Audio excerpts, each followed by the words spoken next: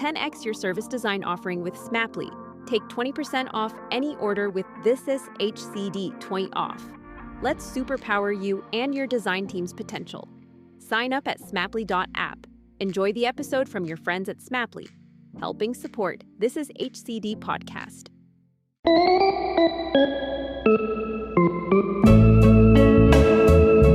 Hello and welcome to ProdPod. We're a part of This Is HCD. We're bringing all human-centered practitioners real and honest conversations about product management. My name is Adrienne Tan and I'm the co-founder of Brainmates. In this episode, I caught up with Nick Coster, a veteran product management practitioner, and Gerry Scullion. We're going to be talking about the dreaded NPS. More importantly, what's good about it, if any, as Gerry says, and what's not good about it. We also give practical advice for practitioners who are working in organisations who might be using it and working with teams who are so focused on it.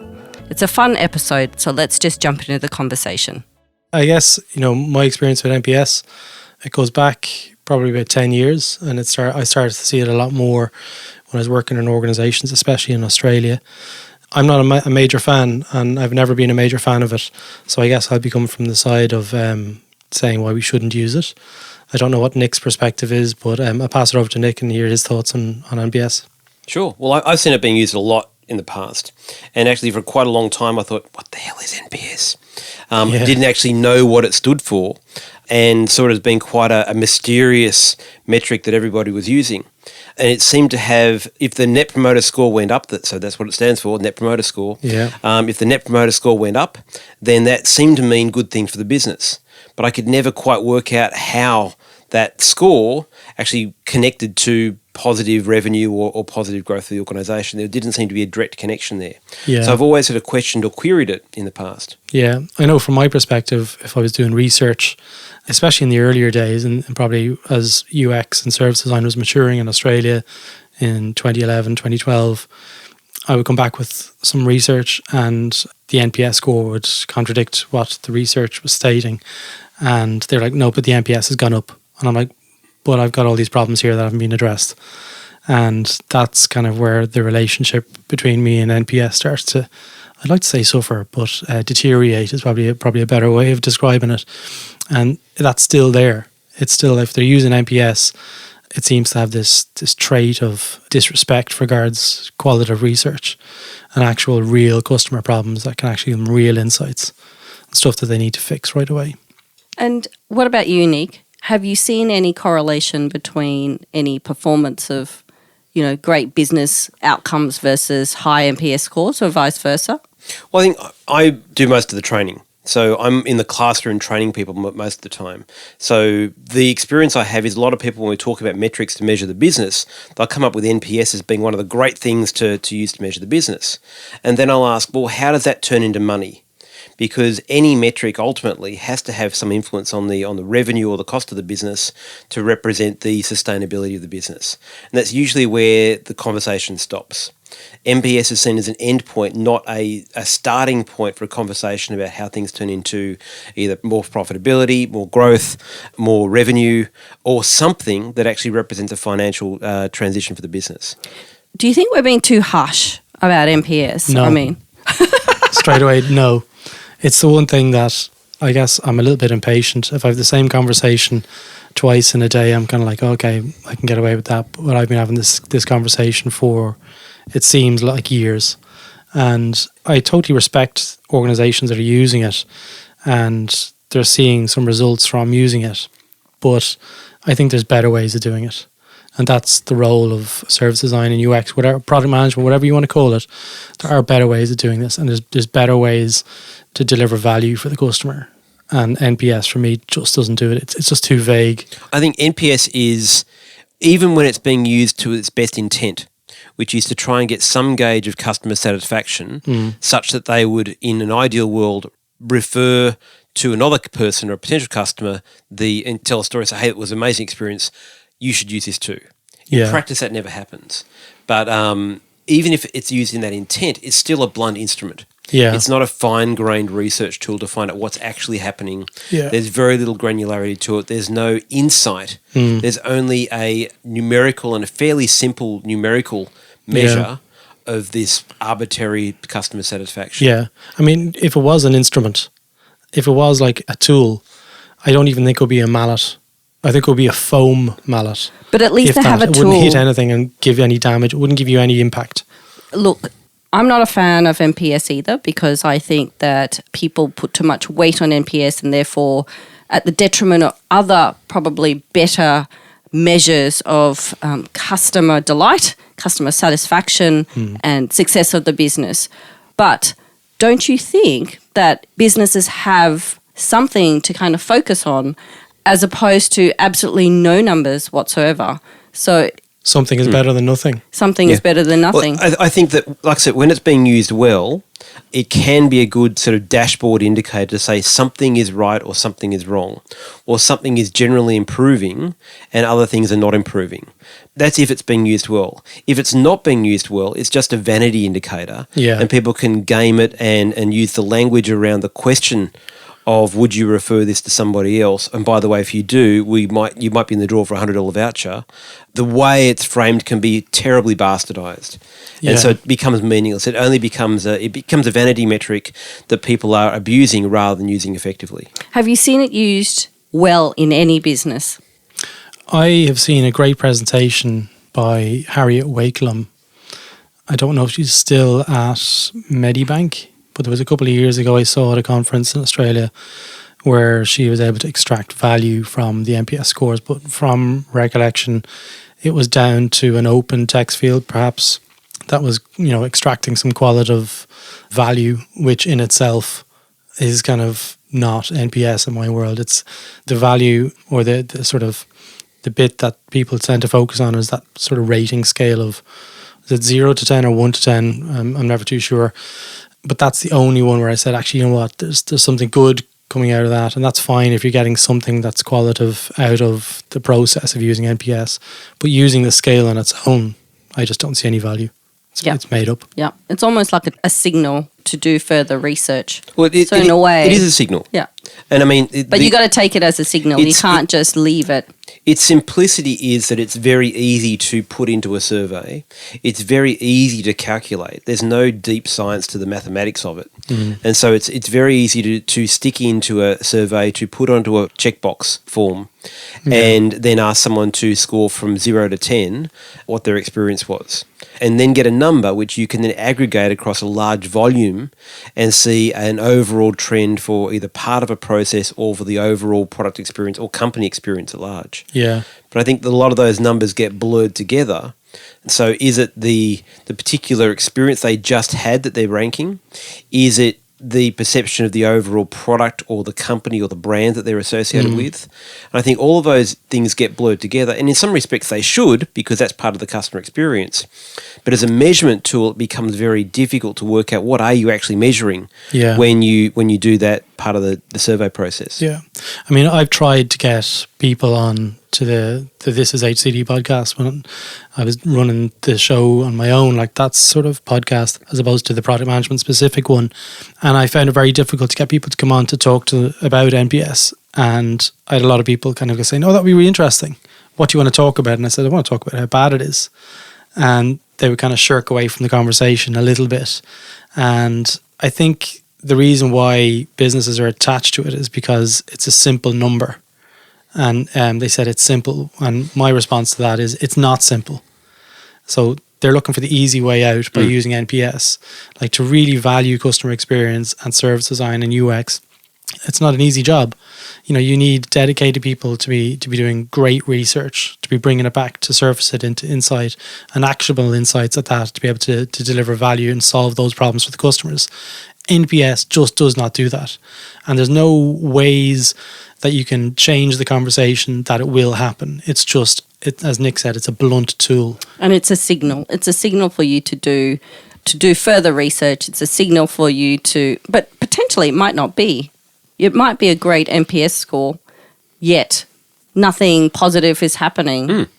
Yeah. And a lot of the interactions that you have, if things work well, then your satisfaction doesn't really change. Like, yeah, it worked.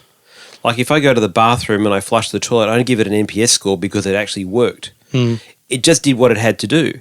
And most organisations seem to be throwing in NPS surveys at the most mundane points of their service design or service interaction. Yeah. And to say, look, so how was that for you? You say, well, it did what it was meant to do.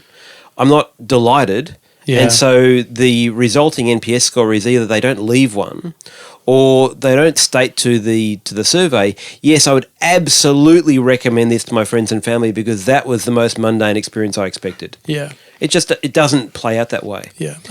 But products and services are not linear. Okay, they're radial and they're totally fluid. So by placing NPS at sporadic locations, you're not getting a read on anything of value.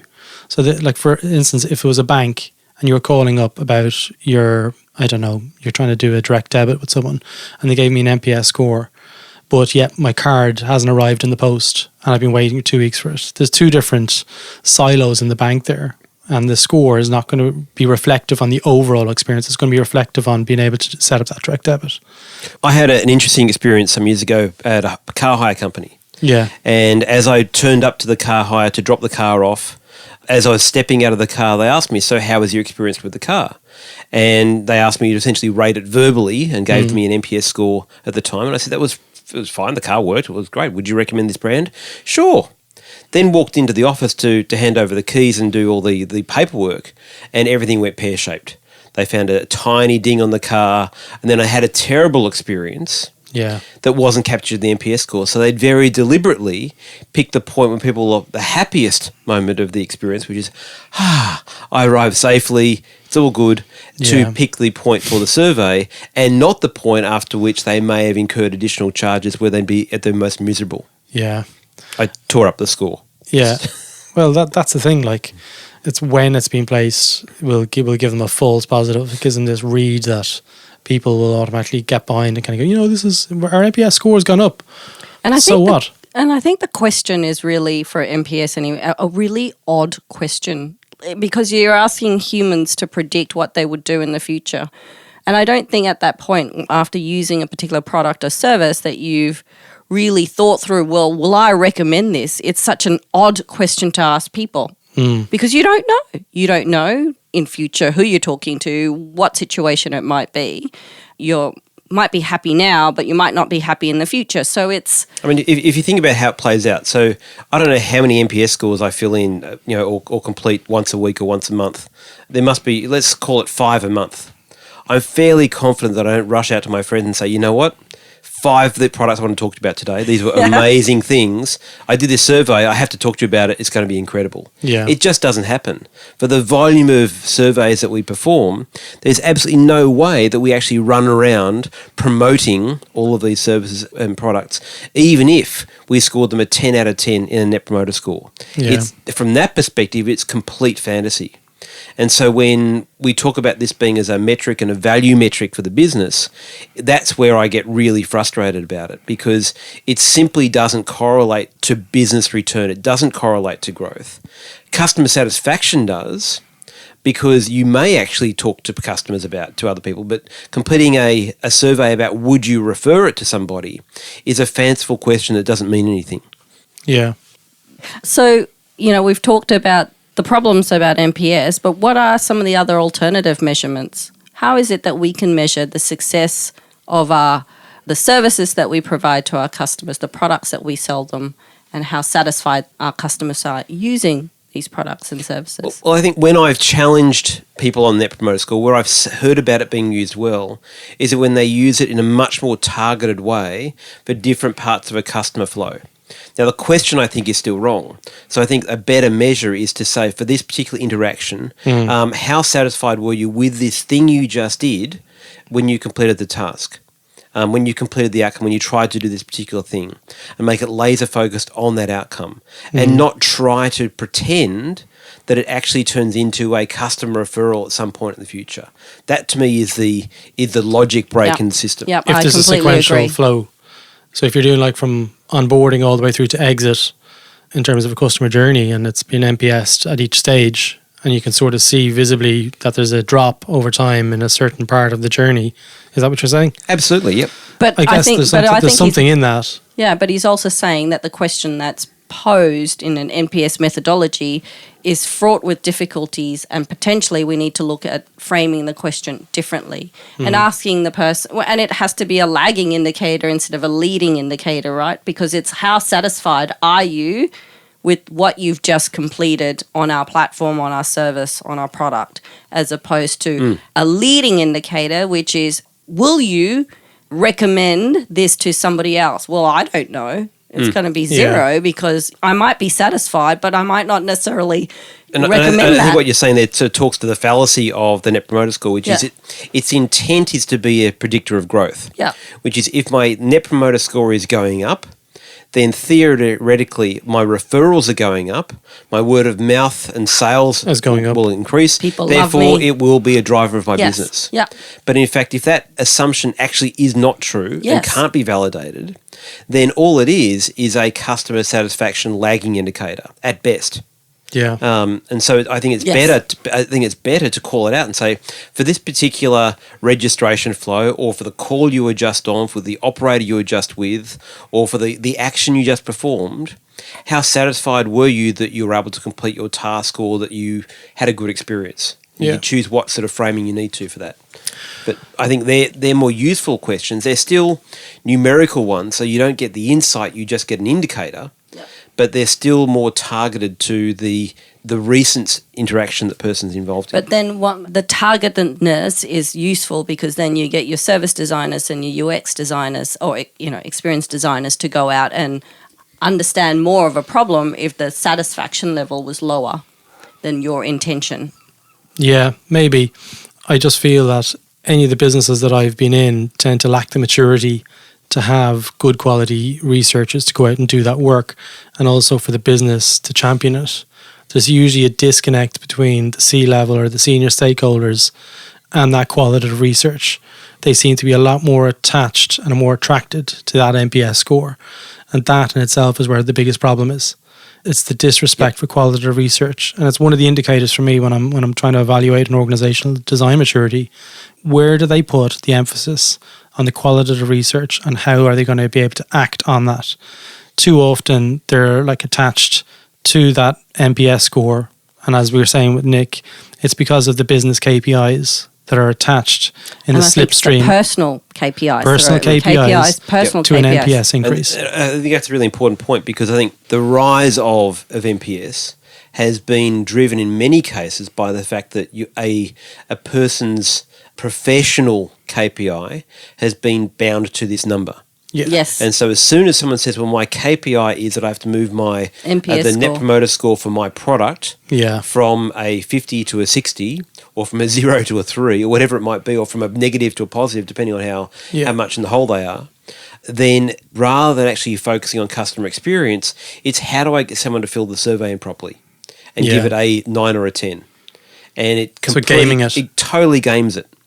And whole teams can be focused on trying to effectively, deliberately or inadvertently, gaming that number when it doesn't really reflect improvements in the product. Yeah. But you can see why people use it. You can see why people have it, because it's so hard to put proper measurement and KPIs in place for individuals and for businesses. It's extremely difficult. How do you measure a good product manager? How do you measure a good UX person? How do you measure a good service designer? Those are really difficult questions to answer. And there's a difficult problem to solve. Yes. And so that whole NPS seems to be so simple. The calculation, like you say, is simple. The premise is simple. And so if they don't have that, what is it that they should use? Well, and how do we calculate that? If it seems too easy.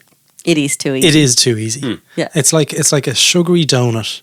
And I'm looking at Adrienne because she's brought sugary donuts today. If you eat that every single day, you become fat and unhealthy and you will die. And that is what NPS is. And Thanks, Gerry Scullion. I think I might have nicked a metaphor for Jared Spool there, but I don't mind. Yeah. I'm sure he doesn't mind. But that's to me, if it seems too easy, it is too easy. And it is. It's like a sugar pill. It's not real medicine. Yeah. It's a placebo metric that even if it's used well, is actually giving you incorrect information. Yeah. And look, to be honest, if you see a Net Promoter Score move from a low number to a high number, that's not necessarily a bad thing, but it doesn't really give you any positive insights, and it doesn't necessarily mean the customer is satisfied. But, if you see an NPS score go from low to high, and yet your most important indicators for the health of a business, which in most cases of profitable businesses is around, your revenue, your net profitability. If those don't move, it doesn't actually mean anything. Yeah. So we've talked a lot about some of our actual experiences about NPS, but as practitioners, you go into businesses all the time. And let's say you went into a business that was super focused on using NPS and measuring recommendations, essentially. What will you do as a product manager, Nick Coster, and what will you do as a service designer, Gerry Scullion? Well, the first thing I'd want to find out from the current use of NPS is at what point are they trying to measure it and after what experience. So that sets the tone for what they think they're trying to measure. Yeah. And in some respects, I start to work my way backwards from that. I would then say, well, if it's simply at the end point or of any customer experience and they're all being aggregated together, I'd probably cry quietly into my tea because it's total garbage. It's aggregates of garbage. And then I'd say, well, let's see which touch points we're actually trying to measure and find out if there's a better question we can ask at the end of those experiences that's not the NPS question. Like, how easy or difficult did you find this task to be? Did you complete this task in a reasonable time frame? What's the actual measure of success that we're trying to drive at that particular interaction point? And are we achieving the goal with that particular customer? Yeah. What about you, Gerry? I mean, I've worked in lots of them. Like banks, they love it. Bigger organizations tend to love it as well because it makes the complex simple. I would never turn around and say to them that I think they're making a big mistake, but I'll definitely help them come to the water a little bit and hopefully let them drink. I try to understand what they're doing with it and what insights that are coming off the back of that NPS score. So I'd be asking the question of, all right, great, so the score went up in the last quarter. What did you do with that? And how has that solved problems for the customers that have come out of the qualitative research that hopefully the UX team have still got high spirits and they're still going out there and they're fighting the war and they're still kind of bringing those insights back to the business. But I would be trying to identify the disparity between the two because there will be, depending on what Nick said, where it's been applied, that NPS has been applied, there will be a disparity between the two worlds. And I'd be helping the stakeholders understand that there are problems out there, that they're not getting solved, and they have been there. Those problems have been there for a period of time. Now, it's something that I've spoken about a little bit before, where I've got this methodology called the wall of pain, and I put it up. I did it. I know, Adrienne, you've seen it in some of the organizations that I've been in, but I put a dollar value in each one of those problems, and I help the stakeholders see that there's these qualitative pieces that have come back into the business that have remained there for a period of time, and there's a dollar value on them. And it's very interesting to see business people change the conversation and move away from an NPS kind of thinking into more of a qualitative thinking and taking those and acting on them and well, in a financial absolutely perspective as well. And I think if you associate a dollar value to a pain, a customer pain, that makes it more meaningful, really. Yeah. I was going to ask, what if businesses simply just collect NPS scores and yes, try and move them towards a more positive side, but don't kind of link it to anything more meaningful, anything more financially relevant? How would you get them to do that? Well, I think as we were talking about this, I was thinking through one of the challenges here because the opposite of NPS is just focusing on the money. And if we focus on the money on its own again, that's wrong. Then we lose sight of the customer and the customer experience, which I think we were all in agreement that if you're having a really positive customer experience, if you're solving the customer's problem, the revenue will follow, provided you haven't spent too much money building this experience in the first place. Yeah. But if the metric becomes purely financial and it's just about making money, then you can lose sight of the customer experience, and again, you have these negative behaviours. So again, the intent of Net Promoter Score is to try and track customer behaviour, which is a good thing. It's just the wrong tool. So I think the link, I like the idea of the kind of the money wall, the pain wall, the wall of pain, where there is a deliberate connection between customer satisfaction or customer challenge or the customer problem and the cost or the opportunity financially that it represents. And I haven't seen anybody make an effort to correlate a net promoter score with a dollar figure. And I think that to me is one of the other missing links. So one of the things I champion for is if you're going to say it's really important for us to get from a net promoter score of, again, 20 to 30, then there should be a discussion of, well, how much is that worth to you? Yeah. Is it worth another $1 million to the business? How much money will you spend to get from 10 to 20?